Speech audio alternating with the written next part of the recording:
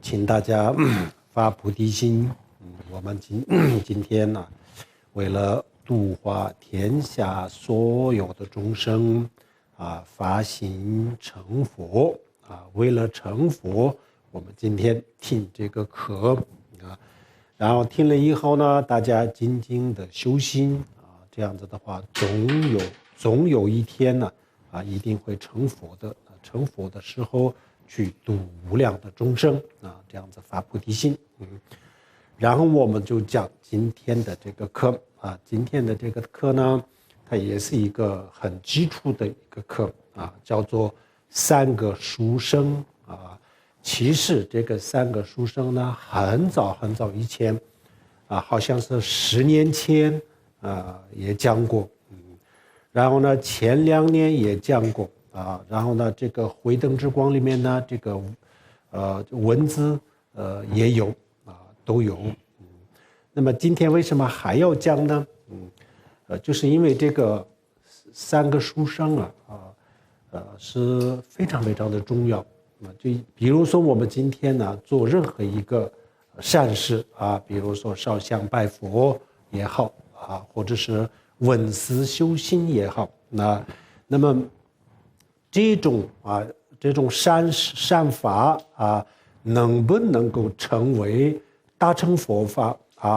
或者是能不能够成为这个解脱之道那么这全都要靠这个三个书生三个书生。还有从更长远的角度讲一个人一个修行人这一辈子能不能够修出这个解脱法修出这个大乘法，也就是要靠这个三个书生如果这个三个书生我们没有做好的话，那么就是从烧香拜佛到闻思修心的所有的这些修心心善都不会有太大的意义所以我们这个三个书生是就特别的重要，尤其是我们在这个实修的过程当中这个特别的重要尤其是在实修的过程当中比如说我们坐下来打坐修禅定这样子也好或者是我们平时在外面比如说放生念经当义工这个参加这个公益的活动这个慈善的捐赠等等这一切能不能够成为这个大乘佛法能不能够成为利益众生能不能够成为这个解脱之道都要靠这个三个书生。如果这个三个书生没有做好的话，从外表上看从表面上看，我们做的这个善事再伟大也好，再怎么样也好，实际上它的本质就是不怎么样。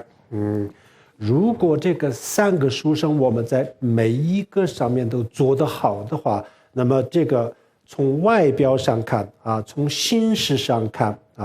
看起来不怎么样的这个善根甚至是微不足道的这样子的善根如果有这个三个书生，那它就是变成非常伟大的这个善事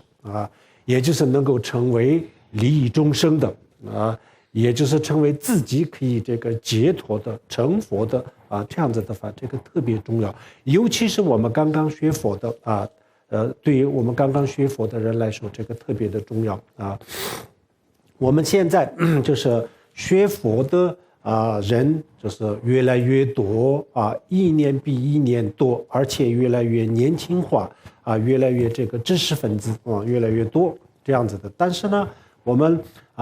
很多人都不知道怎么样去学为什么呢？因为这个佛法太博大精深太多就比如说佛的这个论和经经典非常的庞大根本就不知道从哪里入手啊。大家都对这个佛法呀有兴趣，然后有这个需求，大家都想修行，但是呢，从哪里开始修行都不知道啊。虽然是对佛有信心，但是呢，很多人都是很迷茫的啊，很迷茫的。所以我们自以为学佛学了很长时间，但是呢，实际上就是因为我们还没有找到真正的这个入门的这个方法，没有找到这个入口，所以很多的人学佛了很长时间，但是呢，实际上还是徘徊在这个门外这样子的。这个问题非常的严重。这个问题为什么严重呢？第一个，我们现在的佛教徒绝大多数的佛教徒都是不学习、不打坐修行的这样子的。我们绝大多数当然不是所有人，大部分的我们佛教徒是干什么的呢？就是烧香拜佛我们绝大多数的人都是烧香拜佛。那么为什么烧香拜佛呢？就是为了现实。就是为了现实就为了现实就是现实生活就是为了健康长寿绝大多数都是为了发财能够找到好的工作然后就是儿女能够考上名牌的大学等等我们绝大多数的人的目的就是这些现实生活当中的一些利益。然后呢，方法就是烧香拜佛临时抱佛脚那我们今天绝大多数的这个佛教徒都是这样子没有去学习，没有去修行然后没有去学习是为什么呢？因为我们缺少了这个学习的环境我们这个年代非常不容易信佛，有这个信仰对我们来说是非常的不容易的就是在一个这样子的时代在这样子的这个社会当中就是对佛产生一种信仰信心，这个非常的不容易这个非常不容易。好不容易有一个这样子的信仰的时候，然后怎么样学佛呢？不懂不懂。为什么不懂？就是因为我们没有地方学过去呢，我们的这些寺院都是佛教徒的精神家园我们这个佛教这寺院就是出家人传播这个佛教的博大精深的地方就是传播佛陀的智慧，传播佛陀的爱传播这个延续佛陀的慧命的一个这样子的地方，也就是我们所有佛教徒的精神家园在历史上传统上佛教的寺院都是这样子的但是我们现在非常遗憾的是什么呢？就是因为我们的绝大多数的这个佛教这个寺院我们要到寺院去的话，那就是去烧香拜佛。除了这个以外呢，基本上没有一个人去到寺院去听经闻法，因为我们的很多的寺院它不讲佛法，所以我们去想听也就是没有办法听没办法听。寺院就是没有这样子的这个活动，绝大多数的活动就是什么超度法会我们藏传佛教的呢，天天就搞什么护供会供灌顶就是搞这些形式上的然后这样子，然后就是也就收费这样子。然后呢，汉传佛教的很多寺院里面呢，有水陆法会这个法会那个法会很多祈福的消灾的等等有很多的法会。这些法会我们并不是说这些不好这些法会都是挺好的，很好的。但是呢，我们只有法会没有别的东西，那么实际上呢，就是已经失去了佛教的真正的这个意义。所以第一个，我们的这个寺院里面不讲经说法的，这是第一个。另外第二这个寺院里面呢人也是很少人也很少寺院的出家人人数相当的少。然后另外一个呢，我们的寺院就是不跟社会接触的不跟社会接触的，不像基督教不像其他的这个宗教，我们不深入这个佛教徒这个在家佛教弟子当中然后就是有很大很大的距离，我们的这个佛教徒跟这个社会跟这个很多的这些社会上的人都有很大的距离这样子以后呢，这个佛法就是本身就是没有什么佛法，寺院里面没有什么佛法，即使是有那也就是只有在寺院里面这个走不出去佛法就是目前我们是一个这样子的问题，所以我们很多很多的佛教徒是缺乏这个佛教的常识根本就不懂怎么样去修佛教的很多很多的这些佛陀的非常非常好的思想，其实我们每一个人都可以学的，这个不一定是出家人学这个在家人也是可以学的，然后初学者也可以学的。佛教博大精深这个佛教里面呢也有非常高深的高端的非常深奥的东西，也有非常非常简单的东西，都有的都有的。但是呢，因为我们寺院现在这个不能提供这样子的这个所以我们很多人就是学不到，没有这个学习的环境在这种情况下，我们佛教徒就是一年比一年都这个挺好的，但是呢有一个最大的遗憾，就是我们只是盲目的相信而已，实际上我们不知道怎么样学，这是我们最大的遗憾所以呢，我就是说，因为我们今天还是要讲这个基础的这些东西，因为我们每一年越来越多的这些初学者刚刚进入佛门的那么他们呢，就是我们经常讲一些非常高深的法，非常高端的深奥的东西，这些理论谁都会讲，我也会讲这些理论学了30年，讲这些理论根本就没有问题的。但是呢，这些理论因为太高了，对离我们的生活距离太远了，所以呢，很多东西呢实际上我们是用不上的，只有非常的投入，积极的投入学习了比较长时间比较长了以后，或者是长时间的训练以后，然后这些高深的法那个时候才用得上，至少我们目前是用不上的那么我们正好需要这些最基础的这些知识基础的这些修行的方法这些时候然后我们把这些基础的东西不普及然后就讲一个非常非常复杂的理论这样子的话，那么这个的实际的这个意义不是很大了。它本身这个佛法，它任何一个佛法都是非常非常有意义的，但是呢，佛陀讲法的时候也是要看这个众生的根基大家有什么样的需求，佛陀就讲什么样的法大家能够接受多深的法就讲多深的法并不是把佛陀自己所证悟的全部讲完这样子的话呢不能利益众生这样子的。所以我觉得我们今天比如说学大圆满大手印禅宗的这个明心见性这都是非常非常高深的法，但是呢至少目前这些对于我们来说还是有一定的距离，还是暂时用不上所以呢我们还是首先要把这个基础要基础打好然后呢就是未来的这个明心见性或者是这些这个修密法修大圆满这样子要给他们这个把铺垫就这个方面的工作做好，这样子以后呢我们才能够这个修行的成就会有成就的否则的话我们现在是两个极端一个极端是什么呢？只懂得烧香拜佛然后就是参加这些法会，根本就不去闻思修行这是一个另外一个极端是什么？另外一个极端呢，我们学很多很多的东西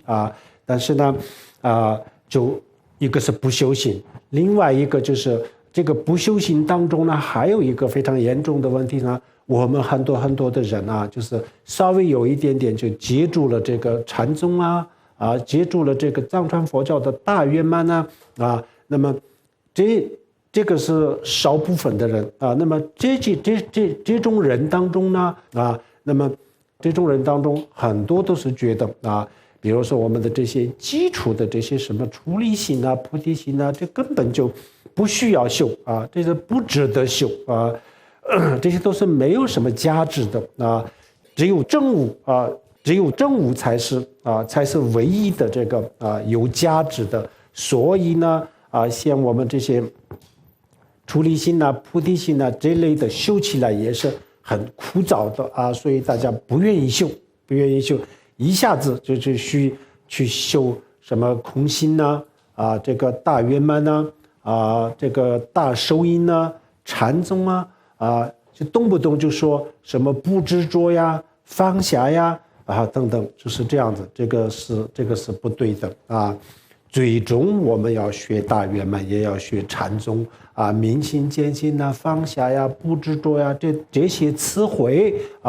是佛陀当年讲的，这个当然是非常非常有意思的。但是呢时机不成熟的时候呢，还是我们要一步一步的有序的平稳的这样子去修的话，才会有这个这个成就所以修行的方法是特别的重要我们有些人觉得，比如说像六祖慧能大师这样子，还有藏传佛教、印度佛教、汉传佛教，这个佛教的历史上有很多很多这样子的非常了不起的人那么他们呢，虽然没有修像现在普通人这样子的这个太多的这个修家心还有这个文思都没有，但是呢他当下就很简单的一个一个诀窍就证悟了然后我们很多人也就是像他们这样子就是以为自己也不需要这些，其实不是这样子，这个人的根基不一样佛教的历史上有这样子，这个叫做顿悟但是呢顿悟也得要有前提的条件为什么有些人就顿悟了？禅宗的这个历史上也是像慧能大师这样子的人呢也就很快就证悟了。但是呢很多人也证悟不了也不是所有的学禅的人都一下子就证悟不是所有人都可以顿悟都不是然后我们比如说像大圆满，也像这个藏传佛教的大圆满，也是有些人呢证悟大圆满非常非常的快，在藏传佛教的这个历史上也有，就是类似于六祖慧能大师这样子的这样子的人物是有的，但是呢这个也并不能代表所有人这个就是少部分的人才可以，这个很少很少所以我们不要这样子。就我们很多人现在就是我们第一个问题就是我刚才讲的，很多人是不闻思不学习的，然后学习了以后呢，有我们很多的上师就这个人又说一套，那个人另外一个人又说一套，有些人说需要修家心，有些人说又不需要修家心，然后到底需要修还是不需要修，大家有茫然不知道要怎么样选择其实这些都是不对的。家心是一定要修，一定要重视这些基础的东西这个基础做好了以后呢，然后什么都很好说，明心见性也有可能，大圆满的证悟也有可能，都有可能但是这些没有修好之前呢，都没有可能的。所以我们普通的这个学佛的人，大家都不要着急一步一步的修，一步一步平稳的有序的去修，这个特别特别的重要一定要这个要记住，一步一步。如果真的想成佛想成就，想解脱或者是在这个佛教的修行的过程当中，想获得一点点这个能够看得见摸得着的这样子的成就的话，那就一步一步修就是必须要一步一步修有些人说他的上师允许他这些不需要修这些家心之类的有另外一种方法让他去证悟这个是很难的这种方法不是没有像米拉热巴大师这样子的成就者有这样子的方法，但是呢，这个是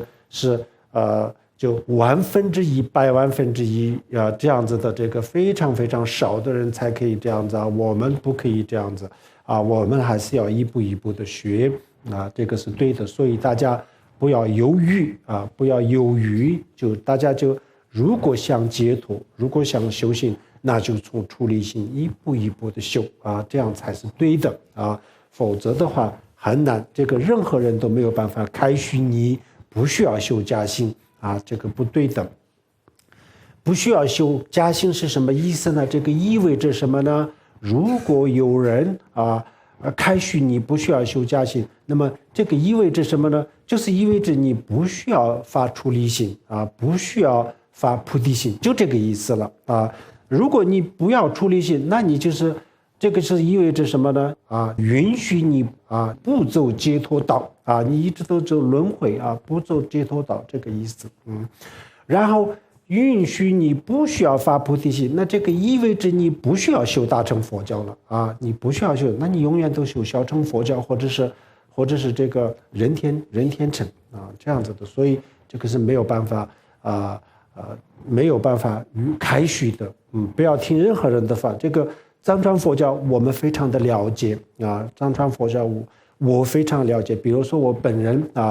在这个修心的这个成就上就谈不上有什么成就，但是呢非常的了解啊，学了30年，当然了解，但当然不能说这个全部学完了，但是呢这个最核心的这个路是非常的清楚的很清楚的，所以非常了解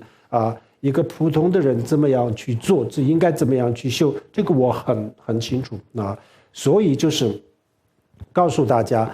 不要东听西听，一会儿有人说需要修加行，有人说不需要修加行，有人说有通过某一种方法来代替什么什么，任何东西都不能代替菩提心，任何东西都没有办法代替出离心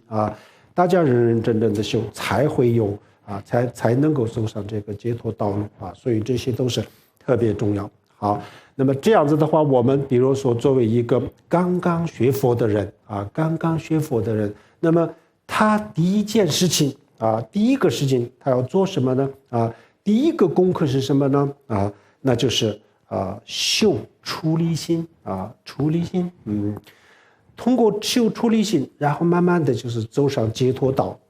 如果不修出离心，那就是永远都走这个人只能学，如果不修出离心的情况下学佛，那就只能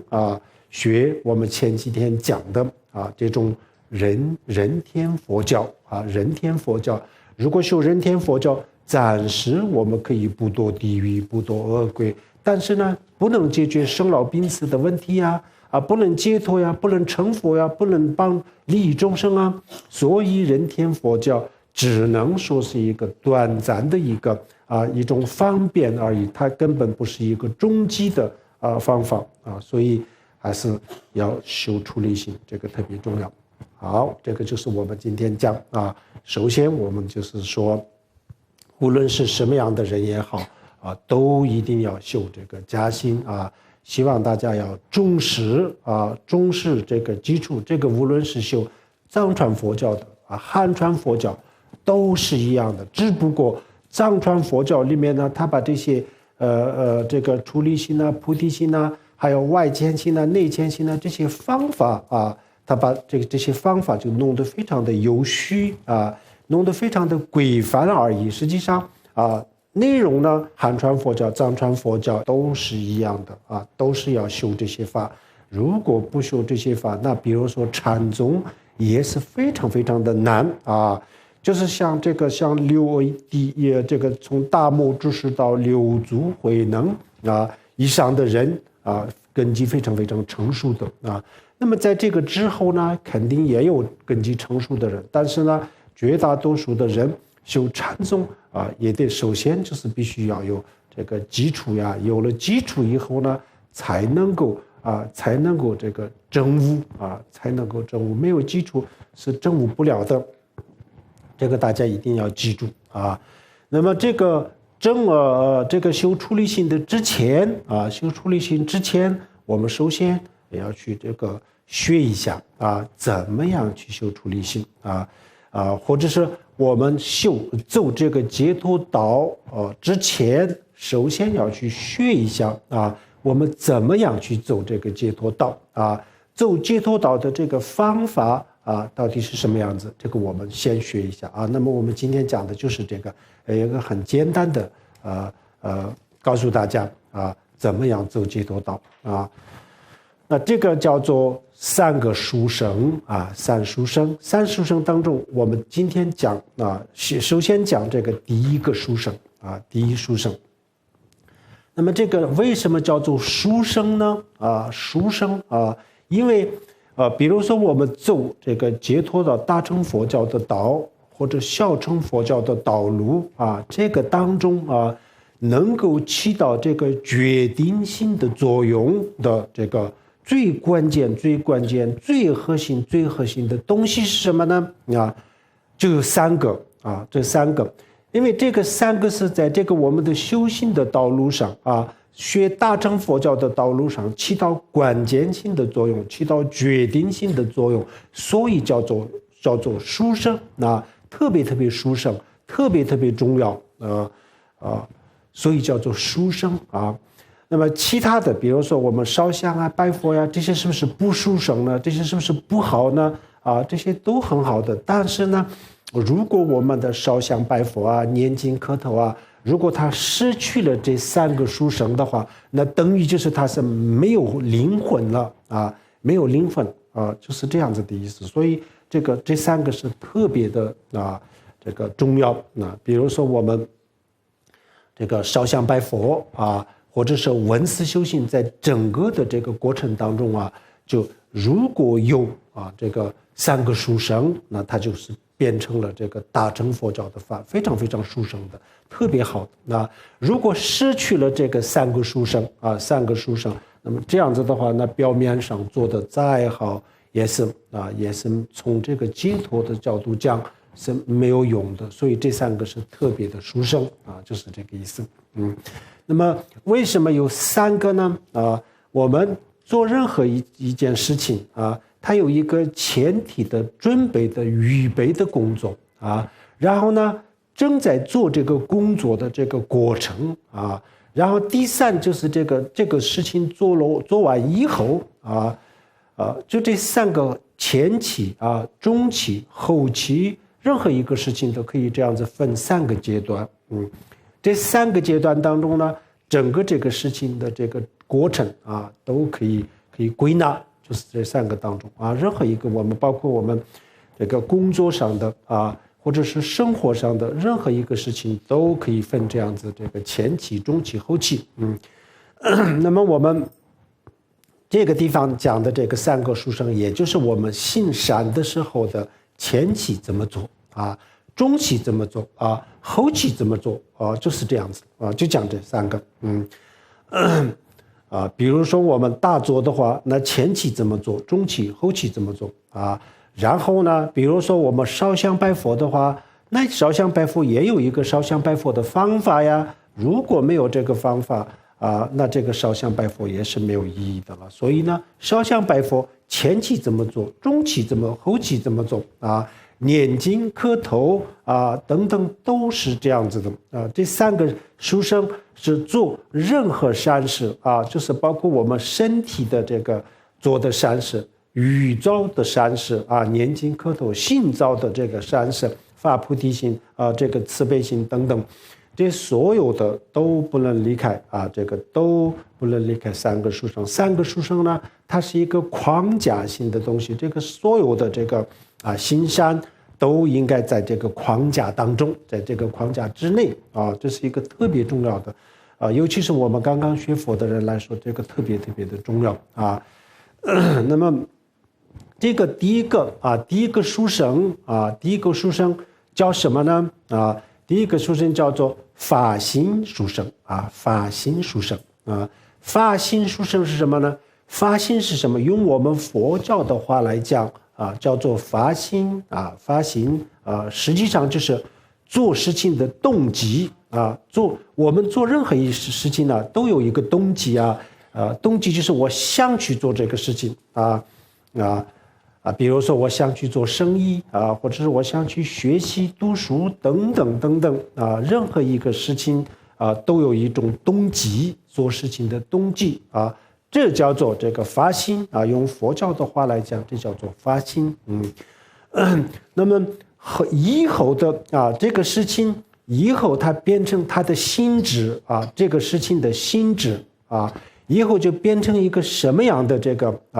事情呢？它就是以它的动机来决定比如说它是为了好心好意的，就是为了别人为了帮助别人做某一件事情那么这个的心智这个工作的心智是利他这叫做利他为什么它是利他呢？因为它的动机这个里面是没有任何的自私的成分它是一个奉献的精神就是因为一种奉献精神所以他做出来的这些事情呢都叫做利他，这个本质是利他那为什么是利他呢？比如说去当义工当义工那这个为什么他的这个心智是以发心来决定呢？如果发心不纯正的话那么义工可以当，但是呢当义工的目的有很多有些人就是为了自己的名为了自己的利益或者是为了达到自己的某一种目的去搞什么这个公益活动慈善的捐赠但是实际上他就是通过这种方法要达到自己的某一种目标。实际上这个公益活动跟这个慈善呢实际上就是一种手段而已就是一种手段。那么这样子的这个工作的性质是什么呢？它不是利他它不是利他。当然在这个过程当中有些人可能就是在这个过程当中可以得到一些帮助但是呢这个工作这个事情的本质就不是利他，就是为了自己，只不过方法有一点不一样而已方法有点不一样而已我们世俗的这个工作上生活上的这些事情呢也是这样子，还是主要是看他的这个动机善就是一切都善动机恶一切都是恶动机是善良的动机是善良的话，他的方法有一点点看起来就是不太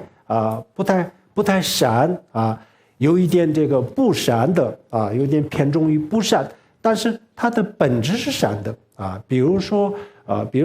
父母为了小孩的这个前途有些时候呢有一点点这个粗暴的这个行为骂呀等等骂人等等但是呢实际上就是为他好这个就是为他好，这里面没有任何的这个自私的成分，就是纯粹的为他好那么这个心智是什么？这个事情的心智是什么？这是善还是恶呢？这就是善这就是利他这是利他虽然他在骂人，但是呢他为什么要骂呢？就是为了他好他的方法不管是什么样子就是为他好，所以他的动机就决定这个事情的善恶这样子的。佛教是非常非常重视他的动机如果他的动机是一个非常纯真的这个利他的这个思想这样子的话，利他的精神奉献的精神的话，那他在这个操作的过程当中有些时候就是有一些失误工作上的失误有一些不对有一点过激但是呢这个本质这个事情的本质还是善是善如果他的这个奉献他的这个精神这个动机是姿势是一个姿势然后就是有一个非常不好的一种就是自己的名利这样子的动机这样子的话，那么它的这个过程当中啊，这个事情的过程当中啊，虽然表面看起来很好啊，在这个过程当中，也就是帮助了就是某一些人，但是呢，这个总的来说，这个工作这个事情，它是这个不能说是利他它是自己为了自己的，这不叫利他这个世俗也是这样，时间也是这样。然后呢，佛教里面尤其是特别这个特别重要，特别的强调这个做事情的动机动机就是决定这个事情的本质所以很重要那么我们动机是什么呢？首先，比如说我们举一个非常简单的例子比如说我们到某一个寺院去烧香拜佛那么这个烧香拜佛，我们首先讲这个理论然后理论讲完了以后呢，然后我们再讲这个实际的这个时间怎么样去落实，怎么样去做首先讲理论理论上是什么样子呢？比如说我们就是到寺院去烧香拜佛那么这个事情的本质是烧香拜佛那烧香拜佛在释迦牟尼佛释迦牟尼佛佛像前我们烧香，我们拜很虔诚的去拜那这种拜和这个烧香这个是肯定是行善行善这个大家都知道那么到底这个是什么善呢是大乘佛教的善是行大乘的，还是小乘佛法，还是人天乘？这到底是属于是什么呢？这个时候我们就说不清楚了烧香拜佛到底是什么？是大乘、小乘，是密宗还是显宗，是什么呢？然后从事情的本质上来讲这没有分别的，没有分别。比如说，我们是不是到泰国或者到缅甸去，到这个南传佛教的寺院它是小乘佛教，是不是到南传佛教的寺院去烧香拜佛就是我们去向南传佛教的这个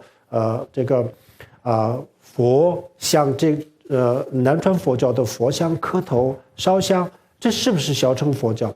是不是到比如说中国、日本这样子的大乘佛教的这个国家去向大乘佛教的这个佛像烧香拜佛，那是不是大乘佛教呢？不是这样子也不是这样子不是以这样子的，也不是以谁的寺院来分那是不是我们比如说供佛的话那就是用非常高等的这个高级的这个供品去供佛那这个是大乘佛教很普通的供品来供佛，那这个是不是小乘佛教？大小是不是这样子分呢？也不是也不是那磕头是不是像很多这个藏地很多人就2000公里、1000公里以外，就是磕头一直就到拉萨就这样子的地方，那是不是这样子就大乘佛教？然后呢，我们在佛像前就磕2-3个头就小乘佛教，是不是这样子呢？也不是那么到底这个大和小接头和不接头时间和出时间到底以什么样来分呢？它不是这些外在的这些念咒还有就是这个供佛不是这些行动来这个区分，而是什么呢？就是动机就是发心，就是我们佛教讲的发心以发心来区分那这样子的话，我们现在知道这个发心多重要我们比如说小时候就开始跟父母这个学佛的一个人来讲，他烧香拜佛烧了一辈子拜佛拜了一辈子，念经念了一辈子，但是最终到底这个是在大乘佛教还是小乘佛教都搞不清楚，这样子多可惜这非常的遗憾的所以这个必须要搞清楚什么是大乘佛教，什么叫做大乘佛教的磕头，什么叫做小乘佛教磕头，磕什么样的头变成大乘佛教，磕什么样的头变成小乘佛教，这个特别的重要那么这个我们刚刚讲它不是一个外在的东西来区分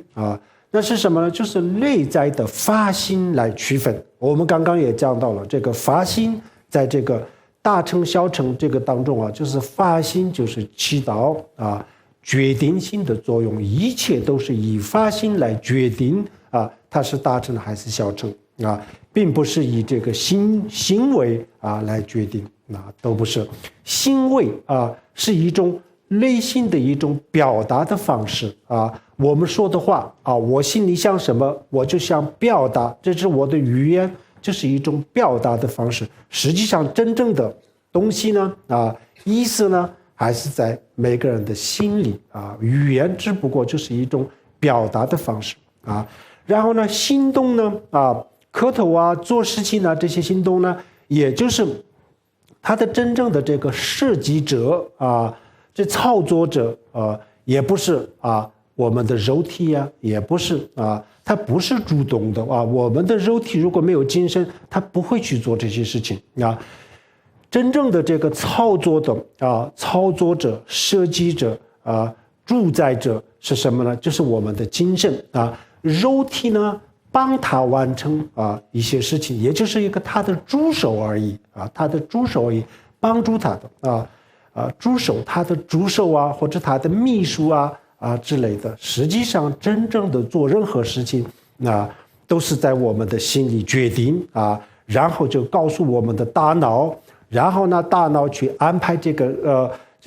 各个的这个神经然后呢，就动手动脚动嘴然后去做这些事情首先就是要在心里面呢要设计好，要计划安排，然后这个就是传递给大脑，然后大脑去做这些事情最后我们看得到的就是说话说出来了，念经呢，磕头实际上这所有的都是帮我们的精神完成某一件事情这样子。杀人放火也是它也不是肉体表面上看是肉体干的事情，但是实际上不是肉体呢帮另外一个东西帮他这个完成这个工作而已。那么另外那个是什么呢？就是我们的精神呢。所以藏传这个不是藏传佛教，所有佛教都有。所以佛教里面它特别重视你的动机善与不善来决定你是大乘还是小乘动机的善和恶来决定你这个事情是善还是恶动机的这个范围或者是它这个这个目标来决定你这个是世间还是出世间所以动机特别重要，这个必须要知道然后什么样的动机什么样的动机这里有什么样的动机呢？首先我们把这个动机分3种动机第一个叫做不善的动机不善的发心善与不善的不善的发心这是第一个第二个叫做无记的动机无记是什么呢？它既不是善又不是恶就是这种中间的这叫做这个无记的动机无记动机。然后第3叫做这个善的动机我们现在善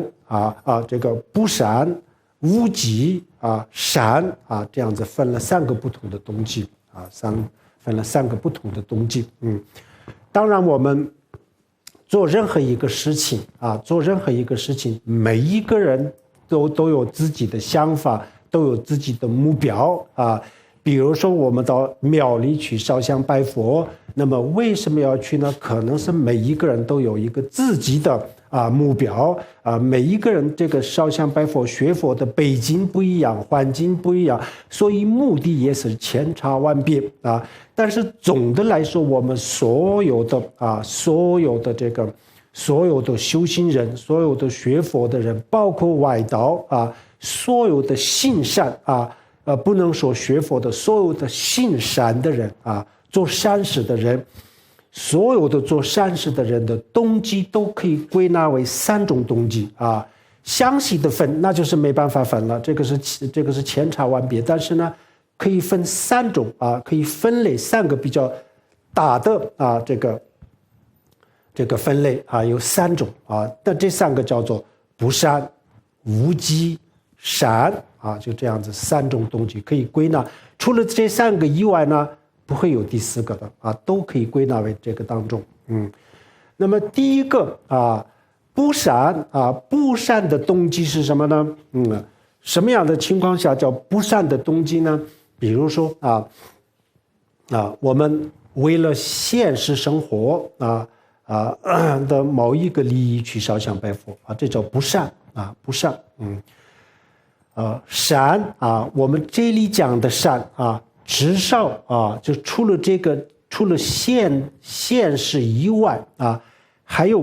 必须要有长远的目标，才叫做善啊。没有长远的目标，只有这么现实啊，就这么现实，就这么几十年啊，所有都是为了这么几十年啊，这样子的话，这种动机呢还谈不上善啊，谈不上善，所以在这个里面呢，叫做不善啊，不善。这就是为了告诉大家，这个是这种虽然实际上我们这个为了这一辈子啊，达到某一件事情去行善也是可以的啊，也是可以。这实际上这也是善，但是呢让大家明白这个是谈不上什么善啊，谈不上什么善。这个跟比如说我们为了赚更多的钱啊，去这个工作，和为了赚更多的钱到庙里面去烧香有什么不一样呢？目的不就一样的吗？只不过方法不一样而已，目的都是一样的，所以这个不叫善啊，不叫善。还有就是为了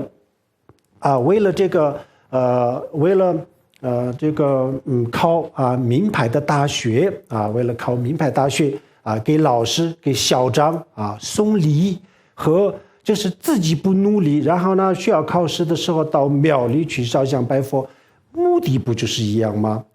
一个是求佛，一个是求人啊。实际上目的就是这样，没有求佛也是没有什么很高的目的啊，就是我为了我的考试而已啊。目的都是一样的，所以呢，这一类的东西啊，这一类的目标，所有都叫做不善啊，不善的动机啊，不善的动机。那么不善就听起来这个是不是罪过呢？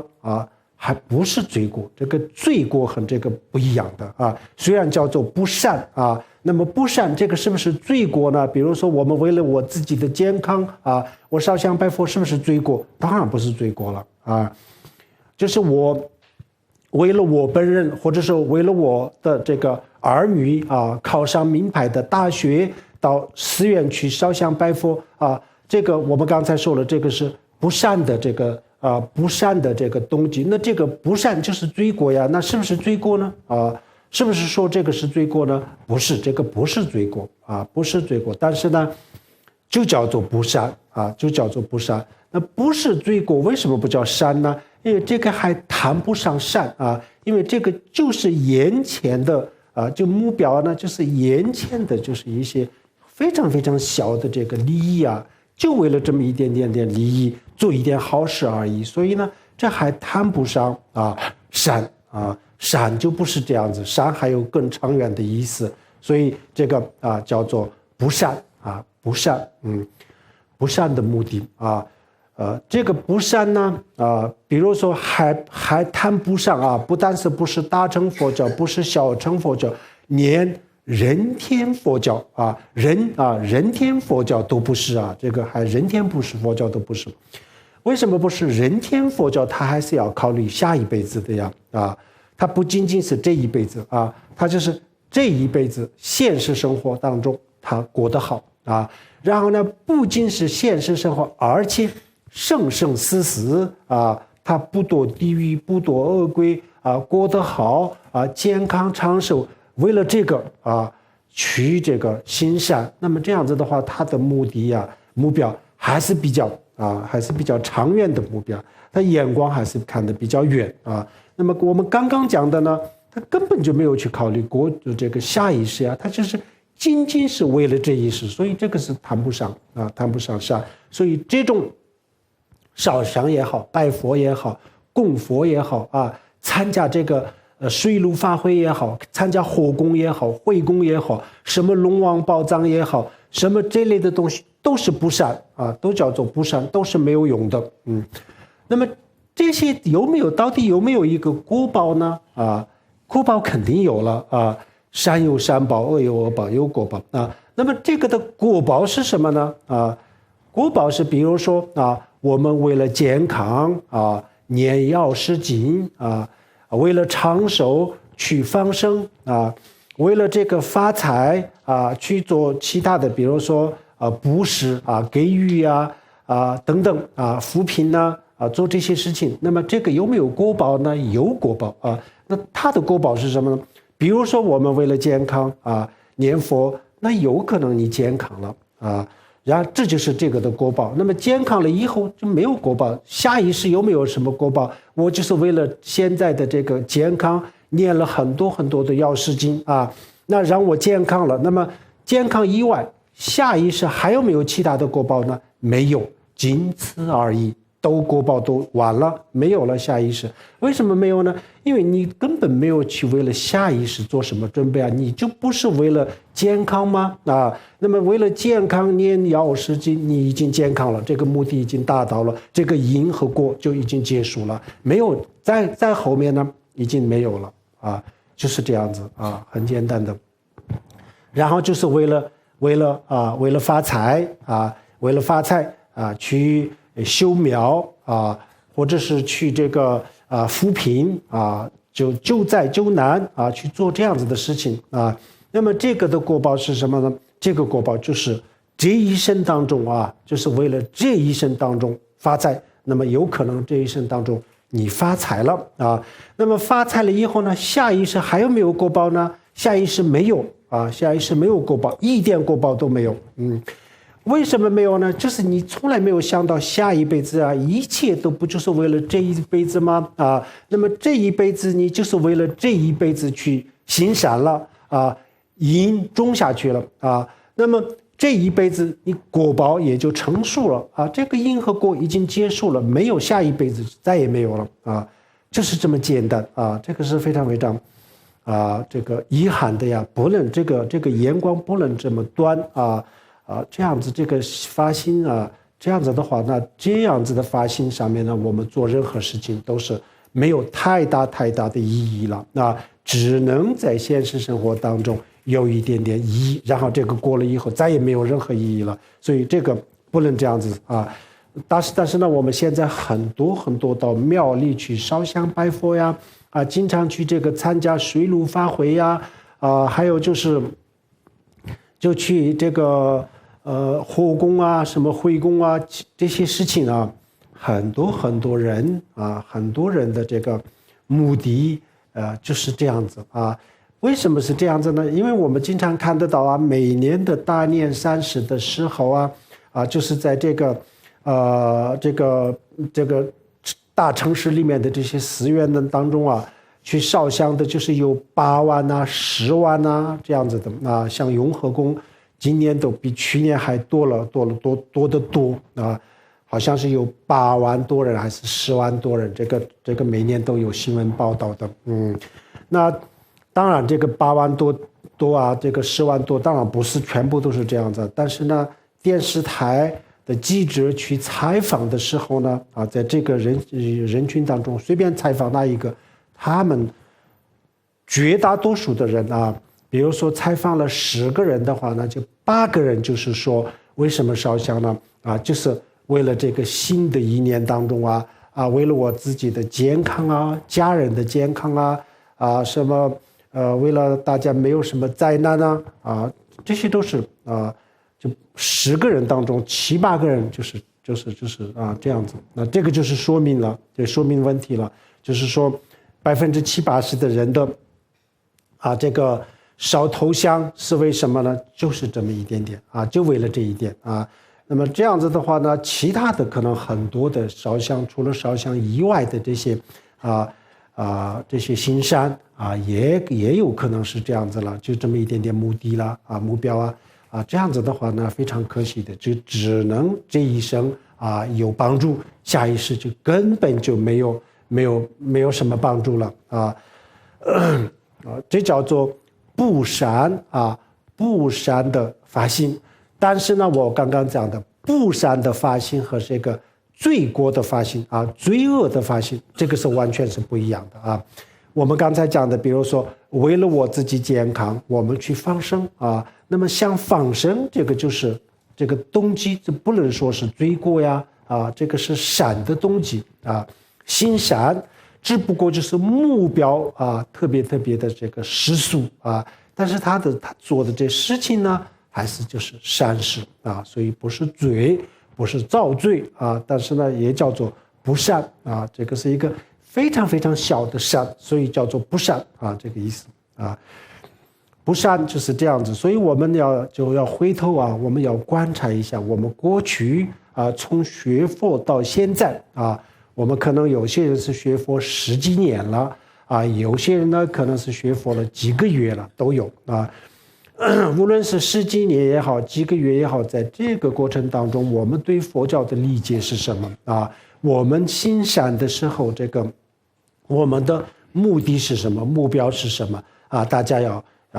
要这个自我检查一下。这个时候呢，我们会发现啊，有可能我们会发现，我们过去的绝大多数的烧香、拜佛、念经、磕头等等这些善事，就是为了这个目的啊。那这样子的话是非常可惜的啊，非常可惜的。所以这个大家要记住，这是第一个啊，叫做不善啊，不善的动机。简单的说，我们用一句话来说不善的这个动机是什么的话啊，凡是为了这一生啊而做的这些善事啊，凡是为了仅仅是这一生而做的所有的善事啊，都叫做这个不善的动机啊，这是第一个动机啊，第一个发心，叫做不善的发心。然后第二个是什么？叫做无记啊，无记。那无记是什么？我们刚才前面提到过，它既不是善啊，又不是恶啊，这样子的动机。比如说我们举一个例子比如说在某一个地方啊，就是发生了这个自然灾害啊，需要献血啊。那这个时候呢，比如说你就是因为慈悲心啊，为了救人啊去献血啊，那这样子的话，这个叫做是善啊，善的动机。有可能这个献血，比如说10个人去献血啊，那么10个人的表面上的这个客观上我们看得见的这个事情呢，大家都是献血，没有别的啊。但是从佛教的这个因果的角度来讲，那就是每一个人都有可能是不一样。有些人，比如说佛教徒呢，他像第一个就是大慈大悲的这个基础，还有一个呢更深层次的意思呢，他就是为了这个献血啊，献血实际上就是把我们自己的身体给布施了啊。像我们现在的人活着的时候，器官手脚这个我们不能布施啊。佛教里面也讲了，我们还没有证悟之前，还没有到达这个菩萨的义地之前不能把自己的器官人活着的时候就不能捐赠，因为这个会有痛苦的后面有很多痛苦。这个时候呢，非常容易，我们普通的人非常容易发生内疚后悔这样子的话多没有意思呀，很有这个可能性相当的大。所以佛教是不赞成人活着的时候去捐赠自己的器官。但是献血呢它也是身体的一部分我们献了血以后呢，适当的献血也不会有什么内疚，也不会有什么后悔。所以这是一个非常好的一个布施就是把自己的身体布施给予这样子的一个非常好的方法和机会。然后呢，通过这种方法想成佛了以后呢，成佛了以后呢，给众生更好的东西为了达到这个目的去献血的话，那么他这个献血是什么呢？大乘佛教了大乘佛教。如果他只是为了从这个轮回当中获得解脱而献血的话，那这个就是为了自己一个人解脱的话，小乘佛教啊，小乘佛教。然后就是为了什么呢？为了这个这一生当中为了健康，为了长寿这样子的去献血的话，那是什么呢？那就是这个这叫做不善的动机，还是有果报的但是无记的动机，什么叫动机？无记动机呢？这些都不，这些动机这些目标都没有，这些都不是他的献血的目标。那是什么呢？就是因为很多人在献血那么自己也就是像好奇心或者是稍稍有一点点的这个爱心或者是还谈不上什么爱心，但是好奇心去献血，因为大家都在献所以去献。这样子的话，那么这个动机叫什么？这个动机叫无记，它这是好奇而已它这里面呢没有什么恶的动机也没有什么这个善的动机，这不过就是一个好奇心而已。包括当这个义工也是当义工的时候呢，也就是比如说10个人去当义工，那10个人当义工的本质不一，做的事情都是一样，但是他的这个从因果的角度来讲，从根本上有可能是不一样的比如说这个就是因为好奇心呢，因为或者是自己的好奇或者是我自己本来是没有想主动的想去当这个义工，但是呢，因为同时他们去当义工，然后呢，他们就是拽着自己去这个当义工的话，那就是因为看他们的面子给他们一个面子去当义工，那这种都叫做无记的，他不是善他自己主动的，没有善的念头，也不是恶他也没有想要害什么人他又不善不恶，这一类的都叫做无记的包括献血捐赠还有就是烧香拜佛大坐学习等等等等，都是无记的这都叫做无记。比如说我们今天这么多人到现场来听课然后这个听课的时候呢，比如说有些人呢想成佛想解脱这样子来听有些人呢就是因为好奇心去看一看到底讲什么就是有些人呢也不是想了解，也不是好奇心，但是呢因为同时让他去这个听一听那么他觉得他一个人待着也很无聊的去听一听看一看如果是这种心态的话，这些都叫做无记它也不是善也不是恶所以呢它也没有什么好的果报，也没有什么不好的果报就是这样子，这叫做无记无记之心这样子发心这个特别特别的重要不善的无记的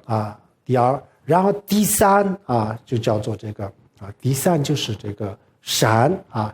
的动机善的动机第三才是这个善的动机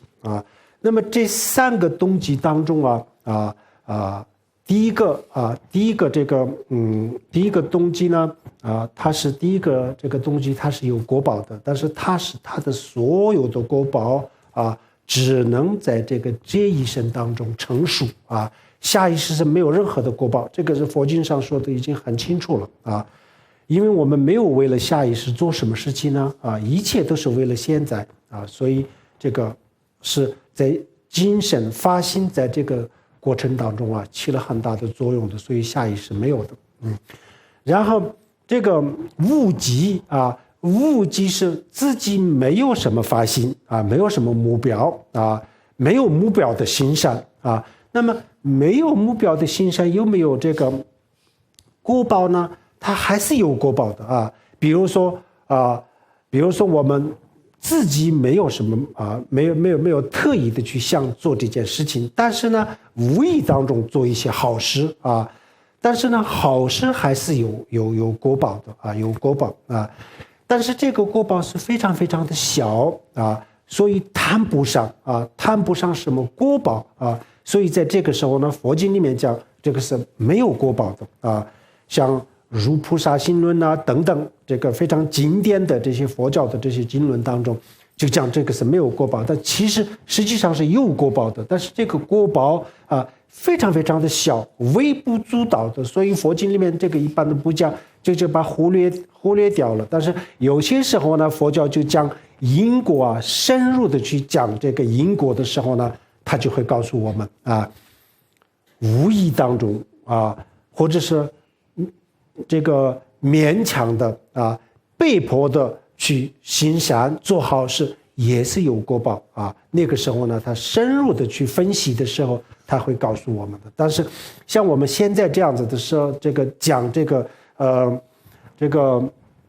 东西啊，简单的这个介绍的时候呢，他一般都会说，这无记是没有什么果报的啊，无记没有什么果报。但佛经里面呢，他有说没有果报，有说有果报啊，那这个不就是冲突吗？啊，佛经里面有很多这样子啊，看起来啊似乎就是冲突的啊内容啊，但是实际上呢，佛教就2500多年啊，这么多年当中这些成就者啊，把这个佛教理顺以后呢，真正的这个佛的真正的这个意思，最后就是体验出来了。他们把这个佛的意思，为什么这个地方佛说没有果报呢？为什么这个地方佛有说有果报呢？这是他到底想说什么呢？为什么不同的场合就有不同的说法呢？然后呢，就其实佛经当中释迦牟尼佛自己也有解释了这个是为什么是这样子。然后后来的这些佛教的成就者然后就是根据佛陀的这个自己的解释来就是最后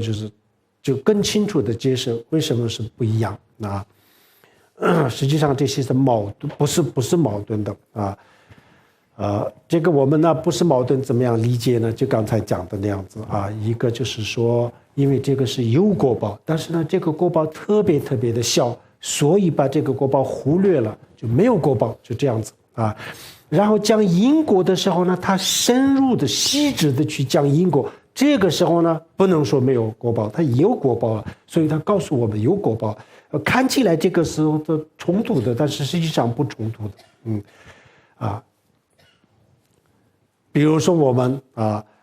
比如说我们可以说这个空间我们这个空间是没有任何的物质这是空间比如说我们的这个手这个懂得运动的时候，它没有什么东西阻碍它所以这个空间是没有任何东西，也可以这么说然后呢，也可以说这个空间有物质，也可以这么说为什么？第一个它是比较粗略的就是从我们的感官的角度讲，就是没有看到这空间呢，我们在这个空间没有看到任何东西，所以就说没有物质了但是呢，有电磁波呀，有很多很多的这些能量都有的所以呢，从这个时候呢，他就会说有物质。表面上看是矛盾的，但是不矛盾，这层次不一样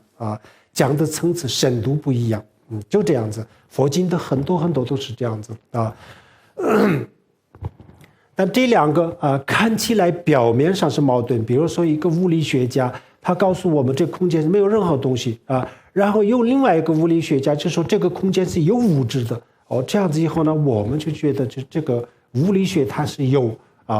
它是内部有矛盾的但是实际上不是矛盾实际上不是矛盾，他们所说的这个物质是有层次不一样的就是这样子所以这个无记，我们讲的这个无记是在这个时候呢，我们讲这个三书生的时候呢，他会告诉我们无记是没有果报的就是这样，几乎是没有什么果报，有很小很小的果报，这个意思那么我们要去想一想，我们是不是过去我们行善的时候很多很多这个自己做的这些所谓的善事实际上是不是都是这种善这样子就很可惜的这叫做无记然后第三善的动机不善的动机，无记的动机，现在就是善的动机最高就是闪的动机，然后闪的动机当中呢，然后又要分高级的、中级的、低级的要分3种不同的闪的动机闪的动机，用佛教的这个术语来讲，这叫做上师道、中师道、下师道这样子简单的说，这就是高等的、中等的、低等的有3种不同的闪闪总的来说，他们都是闪的这个发心但是呢，这闪也有很多不同的层次闪也有很多不同层次，所以就分了3种不同的这个动机。那这个3个闪当中的这个最低级的最低级的这个闪是什么呢？这个发心是什么呢？这就是我们前几天讲的这个人天佛教的发心人天佛教的发心，或者是也叫做人天乘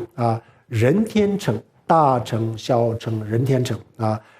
大乘佛教、小乘佛教、人天佛教，就是人天佛教的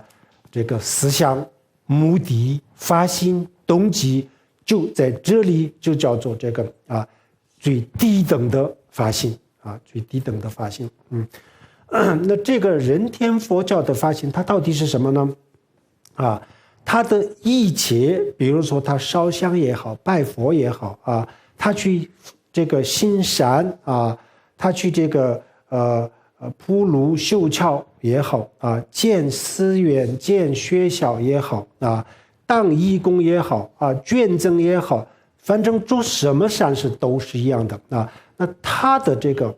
动机是什么呢？他的动机就是为了这一生不但是为了这一生，而且是生生死死生生死死，为了不堕地狱、不堕畜生不堕这个恶鬼，然后生生死死都能够作为人继续作为人，投身到人间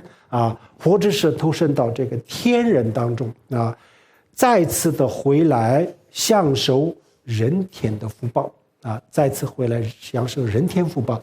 这个我们学佛的人当中一大群就是这样子的人呢很多尤其是我们比如说这个就在社会上就混得比较不错的至少目前还没有遇到什么打击的还没有发现这个轮回的这个丑陋的一面一直都是比较顺利的，比较身体比较健康的然后就是这个富二代、官二代，或者是啃老族父母的钱自己不需要太多的这个心，不需要没有太大的压力的这种人，然后感情婚姻这上面至少目前还没有遇到什么问题的这种人呢因为很多这种人的想法非常非常的简单为什么呢？因为他以为这个轮回就是这样子他以为这个轮回就是他现在的这样子他以为人的生活就是他现在过的这种生活他根本没有考虑到这个是人的这个生活的这个变化无穷的这个生活当中的一部分这是一部分但是他还没有发现这是一部分，他还没有发现这个后面是什么样子，都没有想到，他以为生活就是这样子所以呢他觉得他不想解脱为什么？他觉得这样子很好我为什么要解脱呢？我就不要解脱，我就是要现在的这种状态我不解脱然后呢我也不需要成佛我不需要成佛，也不需要这个往生西方极乐世界，我还要回来还要回来，下一世我还要回到这个地方，我还要过现在的这种生活所以我不想成佛，我也不想这个阿罗汉解脱，我也不愿意我不想离开这个吃喝玩乐这个人的生活这种生活，所以我不解脱，不要解脱，不要成佛，也不想去西方极乐世界，我下一世还要回来过这种生活这种有这种想法的人其实是蛮多的啊。那么这些人为什么是这样子呢？就是我们刚才讲到的，就是因为他还没有发现真正的这个人生的真面目，他还没有看到真面目，他还没有真正的还没有过上这个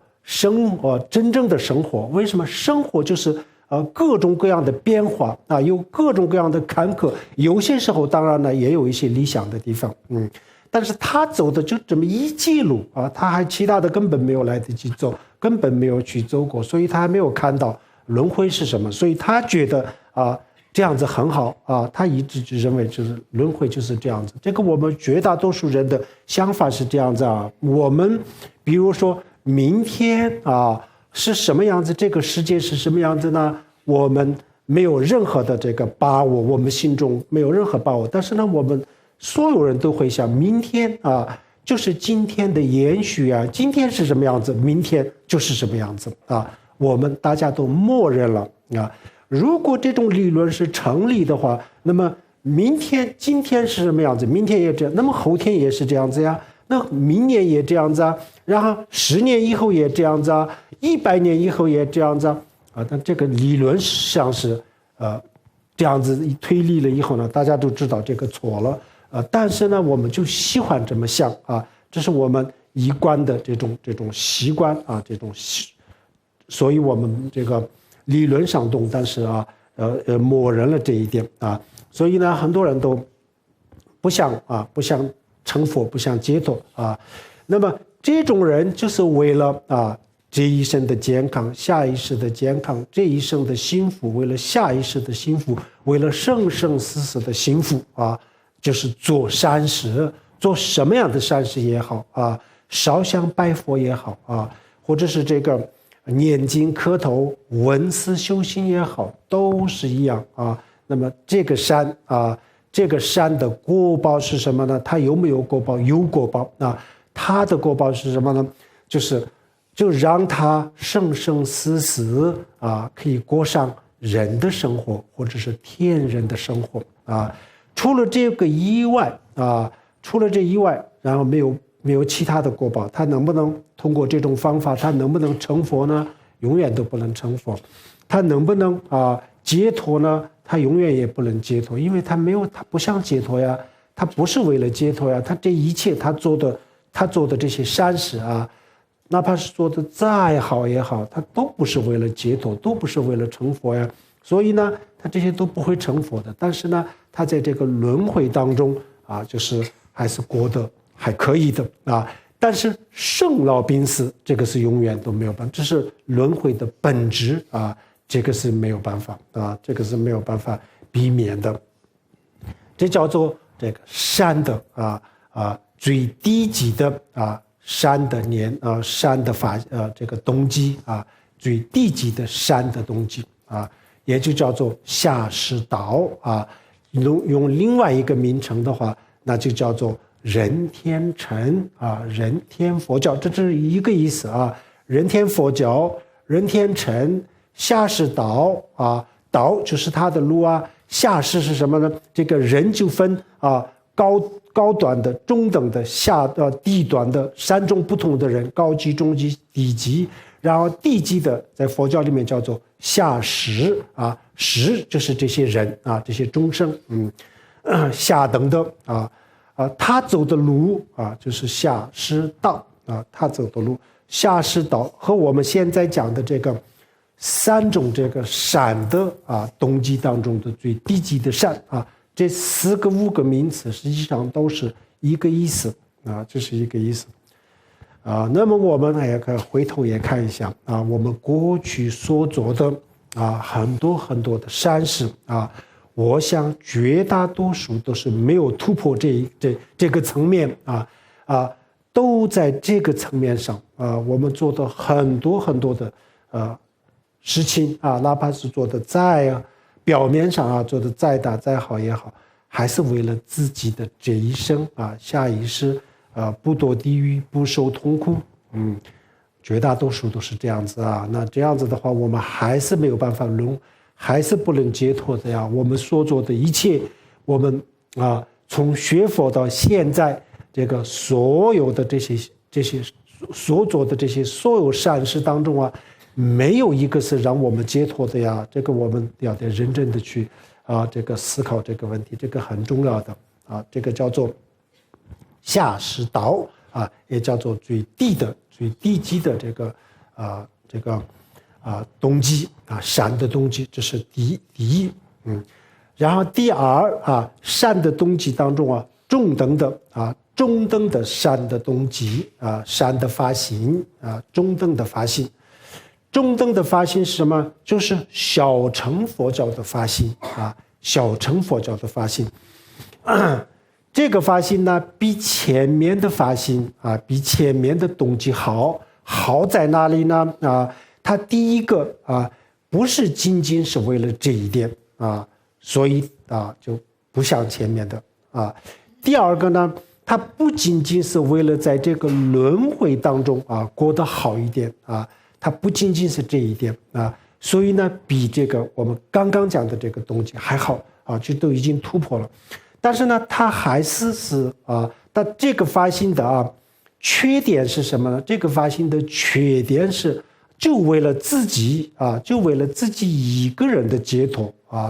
他没有想到要度众生他没有想到要帮助人帮助众生度化众生他都没有去思考这些问题这是他的缺点不足的地方。另外一个呢，他还没有想要去成佛他没有想要成佛，他就想解脱。什么是解脱呢？就是阿罗汉小乘佛教的阿罗汉那么阿罗汉呢，他就是这个，比如说我们坐公交车要走到这个10个站才能够到达终点站的话，那么阿罗汉呢，他就是前面的几个站我们就走了2-3个站2-3个站，但是呢还有路要走的他不是到了终点站他还没有到终点站。终点站就是佛终点站就是佛，他只走了1-2个站就是这样子的从这个角度来讲呢他这个也不是最完美的也不是最完整的，因为他没有想到要成佛第一个。第二个呢，他也没有想到要度众生他只想解决自己的问题他只想为了解决自己的问题，其实是不需要成佛的如果要度一切众生，那就一定要成佛，成佛才能够完成这个工作如果他没有打算要度众生的话，那么为了自己的这个解决自己的生老病死的问题，这个很简单的，这个不需要成佛，这个就阿罗汉就可以了所以从这个角度讲，他这个是不究竟的不完整的不完美的，所以只能说中等的这个动机中等的动机善的动机，但是它是属于善善的中等的善的发心这是第二然后我们再回头看一看我们过去的这些行善我们做的这些善事是不是都是这种善事呀这样子的话呢，我们有可能可以这个解脱但是呢成佛永远都没办法成佛了我们的很多的这个我们自以为是在这个学佛学释迦牟尼佛，其实我们没有学释迦牟尼佛，我们学阿罗汉学阿罗汉，向阿罗汉学习的小乘佛教它本来就是向阿罗汉学习的，向佛学习的就是大乘佛教，大乘佛教就是向佛学习的小乘佛教就是向阿罗汉学习的，因为他的偶像就是阿罗汉他不想成佛这叫做小乘佛教的动机，这是第二然后第三个这个动机就是最高层的动机最高端的动机这是我们今天讲的这个善的发心有3种发心当中的最高端的这个发心那这个叫做大乘佛教的发心啊，大乘佛教的发心也叫做这个菩提心大乘佛教的发心、菩提心，还有这个高级的这个善的发心啊，这3个呢，实际上就是一个意思啊，是一个意思。那这个发心是什么样子呢？菩提心我觉得我们应该大多数的人都应该知道菩提心是什么啊。如果不知道的话，连什么叫做菩提心都不知道的话呢，这个是非常非常的遗憾的啊，这是最大的遗憾。因为从佛教的这个传播上来讲，中国佛教就是这个大乘佛教但是呢，是不是在中国学佛的所有人都是不是大乘佛教徒呢？这个不一定的理论上是有可能的，因为这个传播的就是大乘佛教，所以学这个佛法的人理论上讲应该是大乘佛教，但是实际上就不一定了不一定，所以有可能名义上呢学大乘佛教，实际上就是为了自己的解脱修心的话，那这个就是小乘佛教实际上小乘佛教。然后像泰国、缅甸的佛教从佛教的传播上讲那这个就是小乘佛教。但是呢，是不是这个缅甸的或者泰国的所有的这些学佛的这些僧人还有这些在家居士是不是都是小乘佛教徒呢？那就不一定了这个当中肯定有很多是发菩提心的都有的所以都不一样是大乘佛教是小乘佛教不是生在什么地方、出生在什么地方来决定不是这个学的东西是什么佛法来决定，而是个人的发心是什么来决定你是大乘佛教还是小乘佛教，或者是根本不是大乘，连大乘小乘都不是，都有可能的。所以我们要是学大乘佛教的话，那就是需要有菩提心才叫做大乘佛教那么什么叫做菩提心呢？简单的说菩提心需要2个条件只要具备这两个条件的话，那么都叫做菩提心，都叫菩提心那这2个条件是什么呢？首先是发自内心的从骨子里想度一切众生度化一切众生度是什么意思呢？就是让天下所有的众生像他们成为像这个释迦牟尼佛这样子的佛这叫做度这叫做度从慈安度到这个彼岸这叫做这个度比如说有很多人要这个过河那么这些人都是没有船只那我一个人有船那么我把这些人都载在这个船上，然后呢渡到彼岸比如说一个人是开渡轮的那么很多的车子人都集中在这个码头上这些人都要想从慈安要到彼岸但是这些人他们没有渡轮他们也不会开这个渡轮轮船他不会开那么这个时候呢，因为这个开渡轮的这个人他会开然后他也有这个轮船，然后呢他把这个车子人都载在这个船上，然后就从这里渡到这个彼岸这叫做渡这叫做渡然后佛教里面的渡也是这样子，它的慈岸是什么呢？就是轮回六道轮回就是慈岸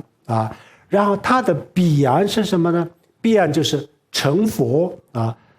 最终极的彼岸就是成佛阿罗汉呢，他还不是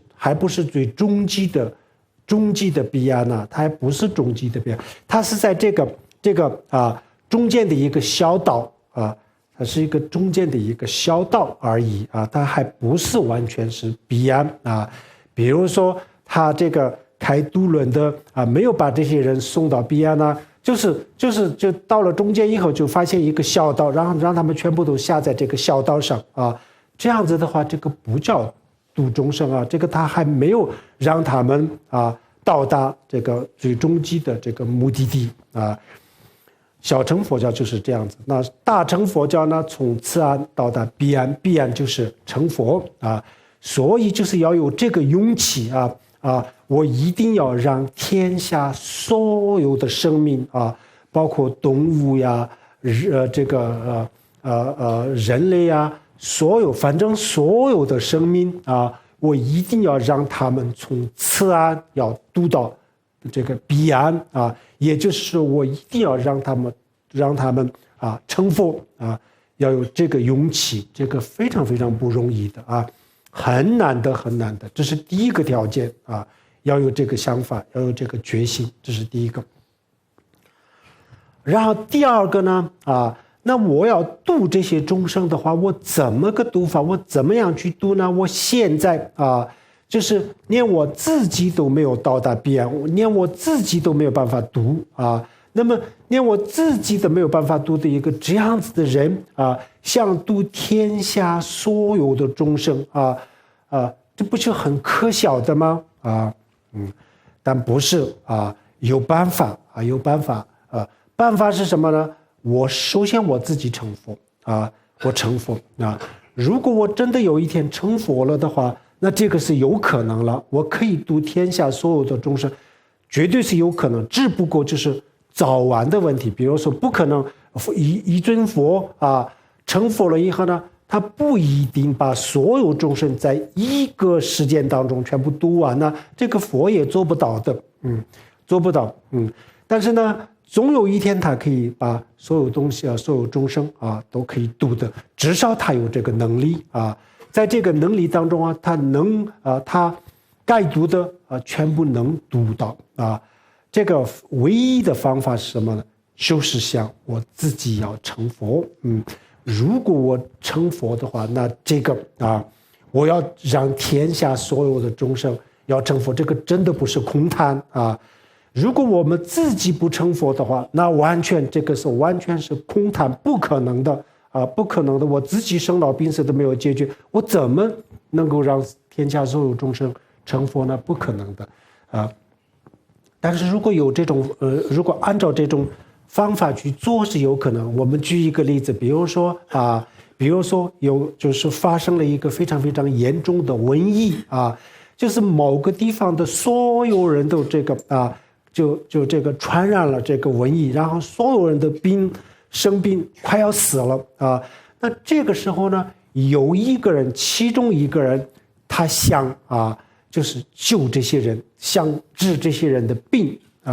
但是他自己也就是一个患者那么这个时候呢，他有一个这样子的非常非常这个崇高的一个这样子的理想，他下决心我一定要把这个所有的人要康复，要健康这个是他的目的那么这种情况下，从当时的情况下从当时的情况看他这是一个非常非常伟大的一个理想伟大的理想，但是他这个是不可以实现的从当时的情况来看，他只能说这是一个非常崇高的非常伟大的一个理想这个勇气是可以非常非常值得佩服的，但是这个实际上这个是没有办法做的但是有一种方法如果这个成功了，那他完全有可能做到是什么呢？首先他去学医因为他现在呢，他只是有一个这样子的心他想把所有人这个健康恢复，但是他现在就是没有能力，他根本不知道这个病怎么样去治呀这个瘟疫怎么样去治，他不知道，根本都不知道。这种情况下是不可能的，不可能实现的。但是有一种方法是可以实现，如果在短期之内因为这些人还没有死之前他去学医就可以不学其他太多的，就学治这个瘟疫的这个方法啊，其他学医啊，比如说这个西医、中医啊，这个藏医都是很多很多的理论，很多很多的方法，其他都可以不学，我就学这个治这种病的这种方法，这样子的话不需要太长的时间啊。学完了以后呢，然后我就回来给大家治病啊，那有可能这个全部可以治好啊，这个是有可能，不是完全不可能的。同样的道理啊，我们今天很多人都就想啊，我们现在就是我自己都没有这个成佛啊，成佛连我自己的问题一个小小的问题都我解决不了，那一个这样子的人啊，我说要度化一切众生，这不就是很滑稽吗？啊，很多人是这样子，但是呢，只要有这个勇气啊，我们世俗人啊，在这个上节，也会这么说，只要有多大的心，就能做多大的事。心理学家也这么说，这个真的是对的。佛教也是这样鼓励人的啊，只要你有这个勇气啊，有这个勇气，你有勇气去做啊，那么一定就是有一天一定会成功的，这个是肯定。哪怕是再大的这个困难，再不可能啊，从现在的情况看，根本不可能成功的这样子的事情，只要你有这个勇气去面对去做那一定会总有一天你一定会成功。为什么这个成佛呢？它实际上也是一个人可以做到的事情，这也是一个人的能力的范围之内所以你可以做到，只要你投入，你用功可以做到的。所以这个不是不可能做到的所以呢，我们要去就是去想，首先我要把所有的众生一定要让他们成就一定要成佛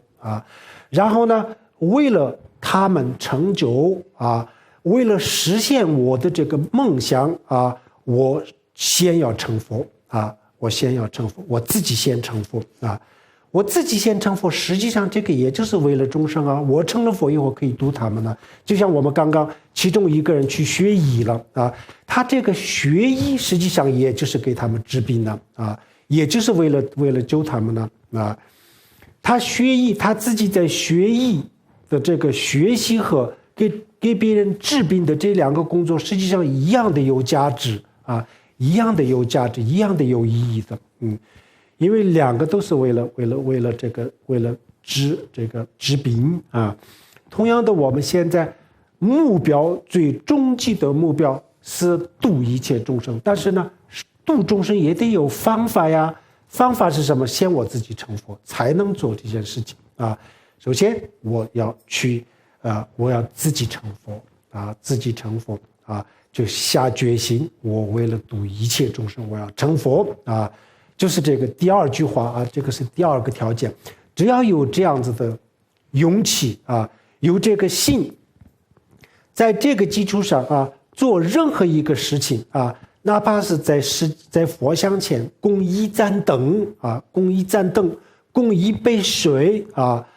供一支香或者是念一句佛号，或者是磕一个头等等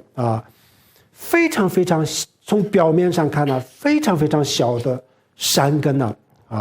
从此以后就是变成了非常伟大的善根为什么过去有一个释迦牟尼佛在世的时候有一个故事给大家讲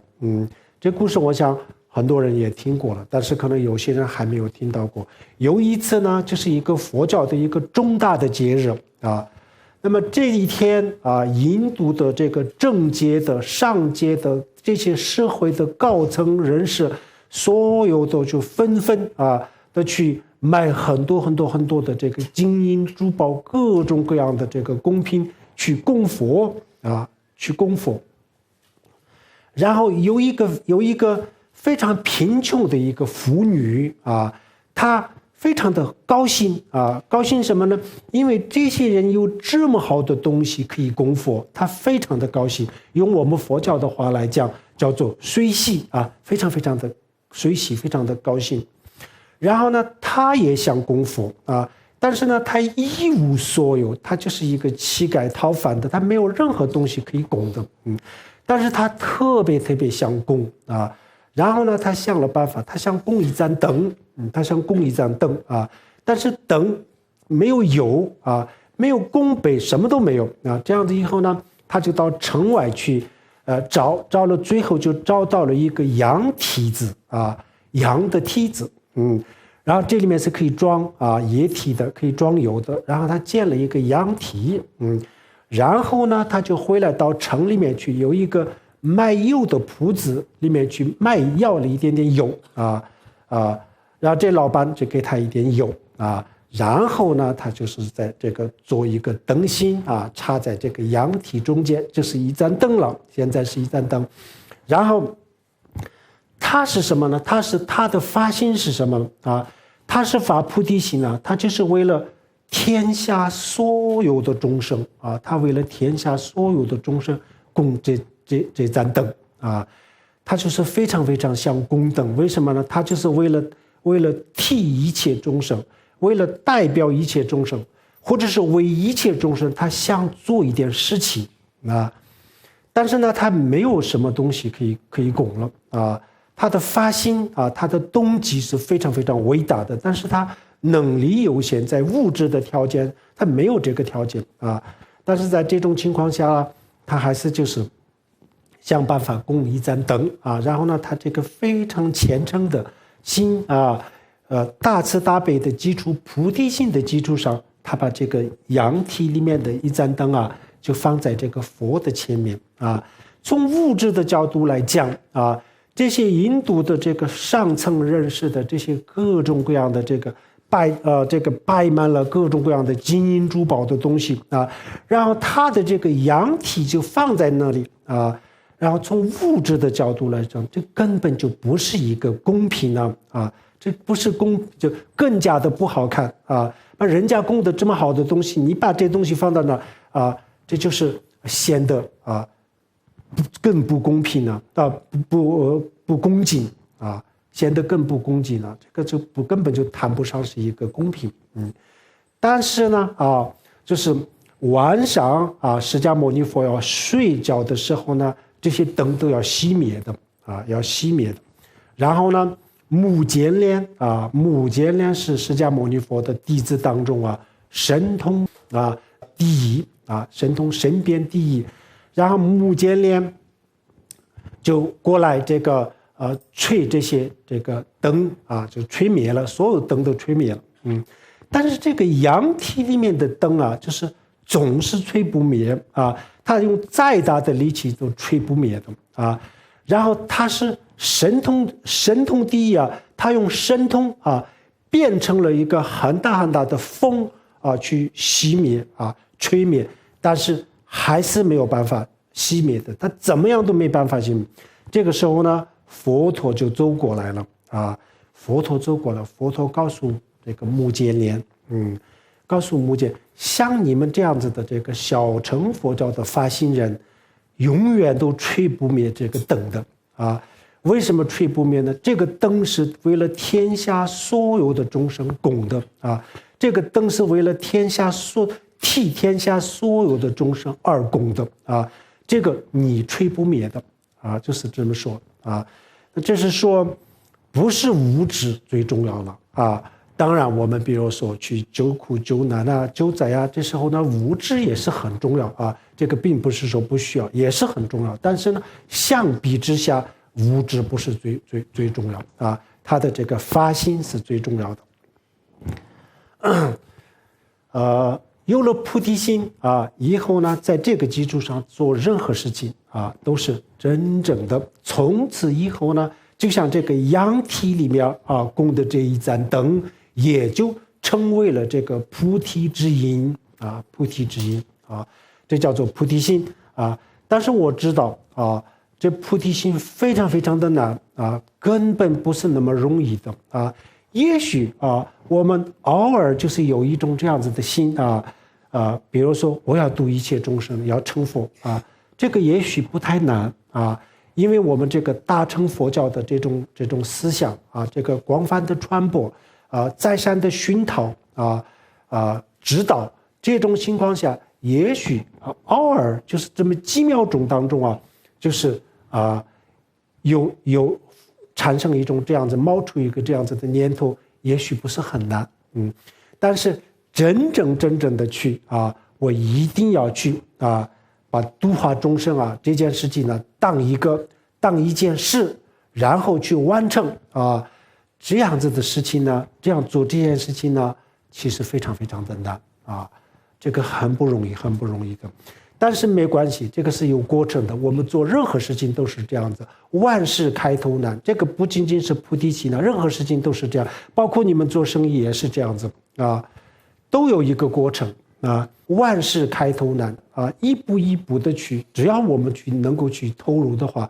总有一天一定会有这个菩提心的，这才是我们的真正的这一生当中的人生的价值人生的意义在于菩提心在于菩提心，不在于多少的存款不在于有没有海边的这个别墅，不在于能不能开这个高级的车，不在于这个能不能背名牌的包这些都是当然从我们世俗的人角度讲，这个当然这个很重要了，我们以为很重要这些是但是从另外一个价值观的角度来讲，这个都不重要了都不重要。但是我们树木春光我们反复认为这个很重要了也许对我们反复来讲，暂时或者是在某种领域当中这个也许是比较重要了，但是实际上真正的讲，这个不是很重要的所以人生的意义呢不在于这些，就在于这个菩提心。为什么这么说呢因为我们只有再好的房子也好，再大的房子再好的车1000多万的这个跑车还有这个一生都是名牌就是有几百个亿的身价，也就是这些的我们只有使用权这些东西我们只有使用权这个使用权呢，也许是几个月也许是几年也许是几十年，最多也就是几十年几十年以后呢，这个房子这个车子然后这个几百个亿的这个身价都不是我们的都不无条件的要送给别人了，无条件的走的时候没有什么可以谈的条件，要走了走的时候全部无条件的就要送给别人，不愿意但是也得要给所以这个时候呢，这些都不是什么有用的东西。真正的如果有了菩提心那么这个是没有人剥夺这个菩提心，这个一定会永远的跟着我们的才生生世世给我们能够带来利益的就是这个菩提心。所以我们只懂得提高我们身边的物质，而不懂得提升我们自己的生命的级别，不懂得我们净化我们自己的心灵这个是我们的价值观的错误，这个错得非常非常的可怜大错特错这个并不是说我们不能拥有这些物质的东西，都可以有比如说你有几十栋别墅都没关系有几十辆这个上千万的这个车子都没关系，都可以有有几百亿几千亿的身价都没有问题都没问题，但是不能没有这个出离心和菩提心，就是这个意思如果这个有了，那你的生命就有方向了，有价值了，其他的东西有那就更完美了，更远了，你什么都有了，很好了但是呢，如果只要缺少这些东西，其他的再丰富，那就是一定要短期之内只能使用。但是呢，我们的这个感官特别的这个可怜，为什么？这个设计，这个是无论是上帝制造的也好，或者是另外一个神这个设计的也好，反正这个设计是非常有问题的为什么有问题呢？它的这个承受的能力非常的有限非常有限。比如说吃东西，我们平时再想吃的，我们认为是这个天下最好吃的美食然后吃饱了以后呢，然后立即就变得没有意义了然后就是不想吃了任何一个东西都这样子所以我们的感官是实际的不好，所以对这个东西来说，有太多的东西和有适当的东西，实际上就一个意思了他就只能享受这一点所以其他东西有也可以，没有也没关系的，反正这个是真正的生命的意义。希望大家要努力，这个特别重要。但是呢，我刚才讲的这个这个我们知道非常的难，没有那么的容易。但是如果逐渐的往这个方面去靠努力的话，那么总有一天是一定会成功。这个总有一天是什么呢？不是生生死死，就是这一生当中这一辈子密法里面就讲即生成佛，但是我们能不能即生成佛，我觉得很难但是这一生当中，我们能够达到这个标准的菩提心成为一个菩萨，这个是不难的虽然难不能说不难，这个是非常有可能的非常有可能的。这一生即生成佛的这个可能呢，这个可能性是很小的这个是理论上是可以的，但是这个实际上这可能性很少很少。但是成为一个菩萨，这个理论上可以的实际上这个也可以的但是这个过程是很难的这很难的。但是我们明明知道，就是比如说这个钱这些身外的东西，明明知道只能用这么一个短的时间，但是我们还是那么的拼命从这个角度来讲呢，这个从这个菩提心上面呢，我们只要在生活在赚钱的这个上面的功夫的1/10或者是10%或者是5%这样子的功夫都能够搞定的从这个角度来说呢，菩提心也不是很难不是很难。但是不努力的话，这个因为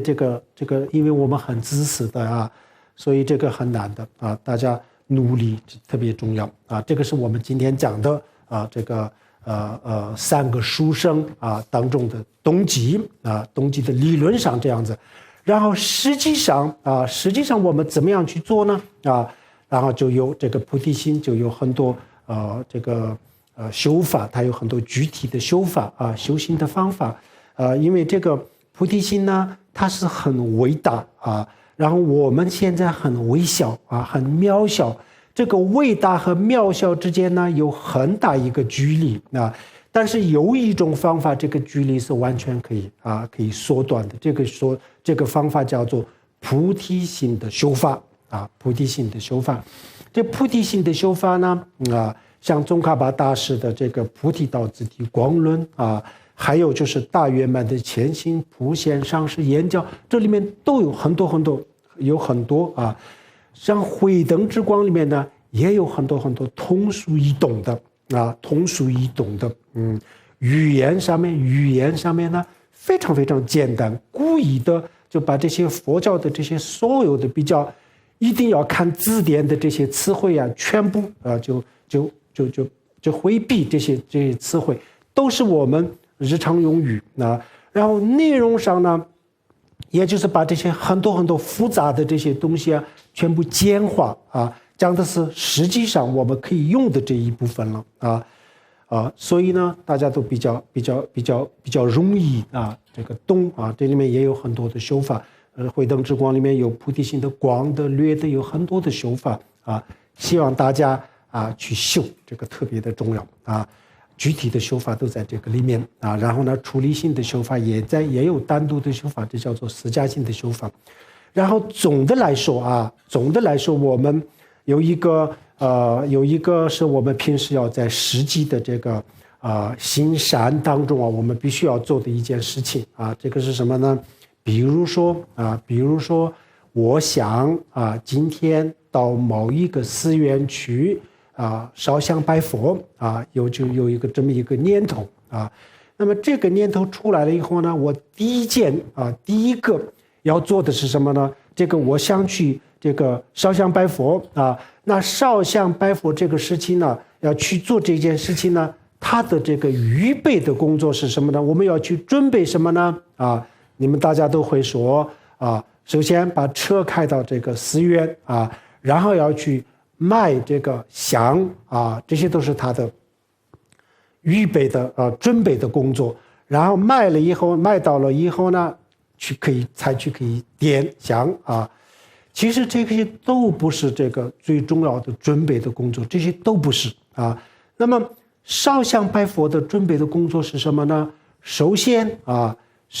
最重要的就是第一个，当你冒出这个念头，你想去烧香拜佛的时候呢，这个时候然后呢回头要问问自己我为什么去烧香拜佛呢？就是要问这个，要观察一下我的这个动机是什么我想这个烧香拜佛的这个动机是什么？首先要观察一下这个动机，然后这样子以后呢，我们刚才讲过了，不善的动机、无忌的动机、善的动机当中是属于哪一个动机？首先确定如果是不善的动机的话，那就没有太大的意义了。所以就在这个动机的基础上最好不要去烧香拜佛不去了只要我把这个动机改善了以后呢把这个东西改变以后呢，才可以去在这个动机的基础上是不能去烧香拜佛的不去了还是不去没有太大的意义，这个烧香没有太大意义，不去就这样子。然后呢，我如果发现这个动机是无忌的话没有什么善恶的，就是因为今天没有什么事情，觉得很无聊，到寺院去烧个香，这样子的话那就更没有意义了。所以然后就告诉自己那就更不要去了，没有意义要去的话，那我把这个动机改变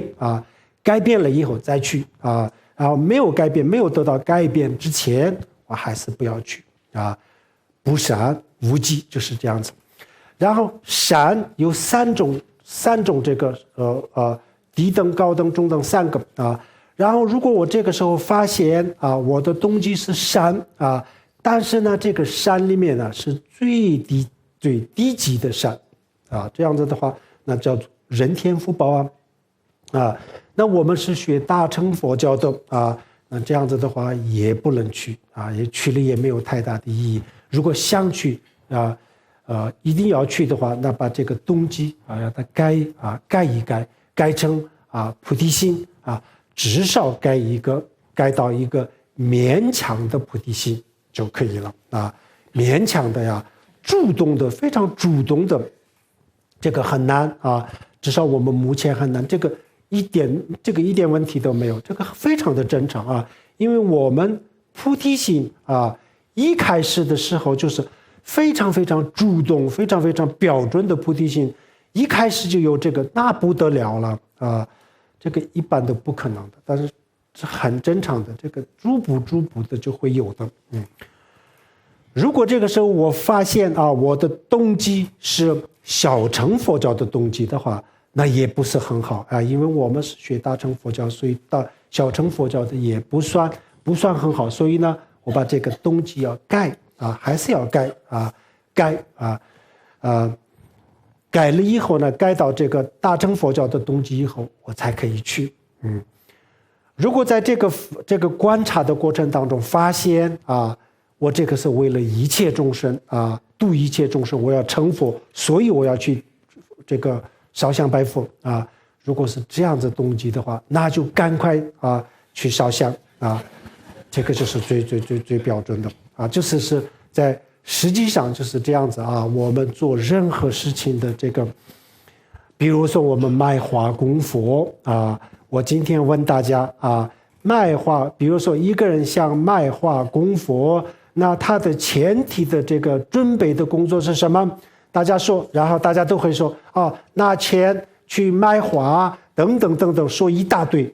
然后都不及格了，都不是那是什么呢？就是第一个就冒出这个念头，我要去卖花供佛的时候，然后要问自己为什么要卖花供佛呢？你想干什么然后就是一个一个的去看，是刚才我们讲的不善的无极的、闪的啊，闪当中的地极的、中极的、高极的，一个一个线。如果前面的这些，那就还是不要去了，算了，不去了啊，还是要等它改啊，把这个动机改完了以后去啊，先暂时不去。